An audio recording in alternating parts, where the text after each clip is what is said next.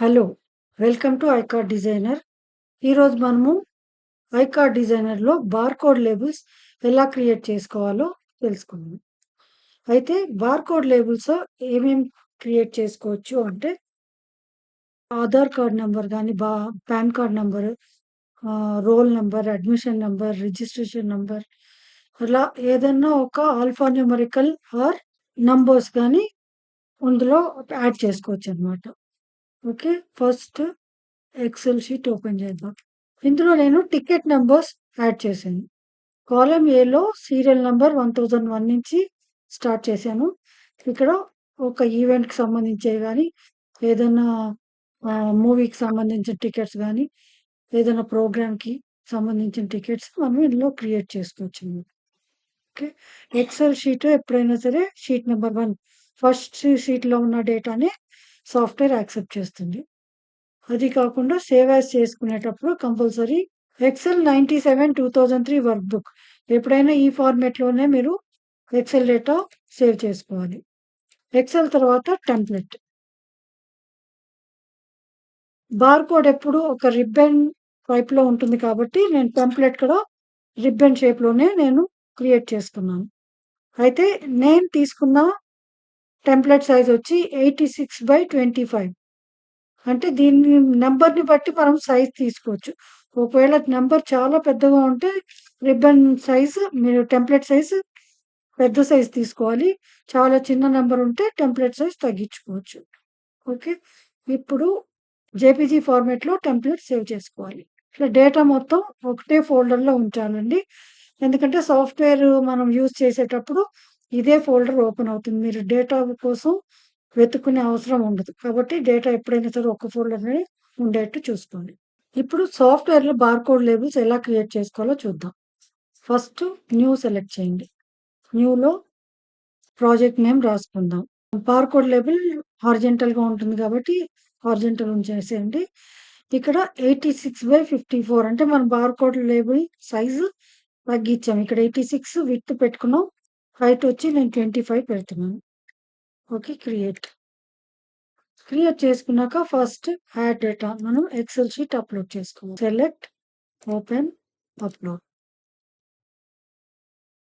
XL upload అయ్యాక add template. Select, open. Template వచ్చింది. కావాలంటే కొంచెం జూమ్ చేసుకున్నాను.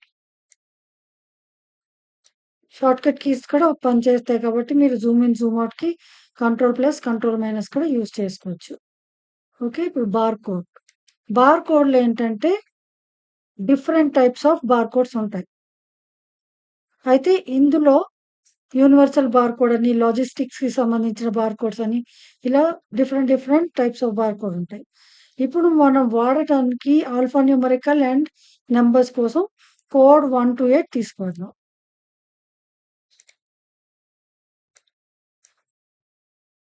ఇది కొంచెం టెంప్లెట్ లోపలే ఉండేటట్టు చూసుకోండి. ఇది రైట్ సైడ్ డౌన్ కార్నర్ నుంచి డ్రాగ్ చేసుకోండి. ఇలా సెలక్షన్‌లో పెట్టుకొని ఇక్కడ మ్యాప్ డేటా షీట్ కాలమ్ ఉంది కదా! ఇక్కడ మీకు ఎక్సెల్ షీట్‌లో హెడ్డింగ్స్ కనపడతాయి. ఇప్పుడు మనం బార్‌కోడ్ టికెట్ నంబర్ మ్యాప్ చేయాలి కాబట్టి ఈ టికెట్ సెలెక్ట్ చేయండి. ఇందులో టికెట్ నంబర్ వచ్చేసింది. మీకు కింద కూడా టికెట్ నంబర్ కావాలి అనుకుంటే టెక్స్ట్ ఈ టెక్స్ట్ తీసుకొని బార్‌కోడ్ ఎక్కడ స్టార్ట్ అయిందో అక్కడి నుంచి ఈ ఈ కార్నర్ మళ్ళా ఇది రైట్ సైడ్ డౌన్ కార్నర్ నుంచి ఇక్కడికి అడ్జస్ట్ చేసుకోండి. ఈ అలైన్‌మెంట్ అనేది ఇక్కడ అడ్జస్ట్ చేసుకోండి. Centre alignment. ఓకే. ఇప్పుడు మళ్ళా మ్యాప్ డేటా షీట్ కాలమ్‌కెళ్ళండి. మ్యాప్ డేటా షీట్ కాలమ్‌లో ఇక్కడ కావాలంటే ఫాంట్ సైజ్ తగ్గించుకోండి. మీకు అవసరమైతే తగ్గించుకోండి. లేదంటే లేదు. ఓకే. దీని తర్వాత జనరేట్. ఏ4 షీట్ డిఫాల్ట్ వస్తుంది. జేపీజీ డిఫాల్ట్ వస్తుంది.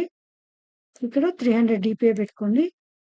ఇక్కడ మీరు అవుట్‌పుట్ ఫోల్డర్ కోసం అంటే బార్‌కోడ్ లేబుల్స్ అన్నీ ఒక ఫోల్డర్‌లో ఏసుకోవడానికి ఒక అవుట్‌పుట్ ఫోల్డర్ క్రియేట్ చేసుకోండి. ఈ ఫోల్డర్ కూడా ఓపెన్ చేయకూడదు. Only select the folder and single barcodes కావాలన్నప్పుడు ఇక్కడ టిక్ చేసుకుంటే సింగిల్ బార్‌కోడ్స్ అన్నీ సెపరేట్ ఫోల్డర్‌లో వస్తాయి.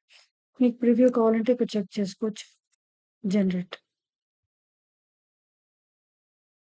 జనరేట్ అయిపోయాయి. ఓకే.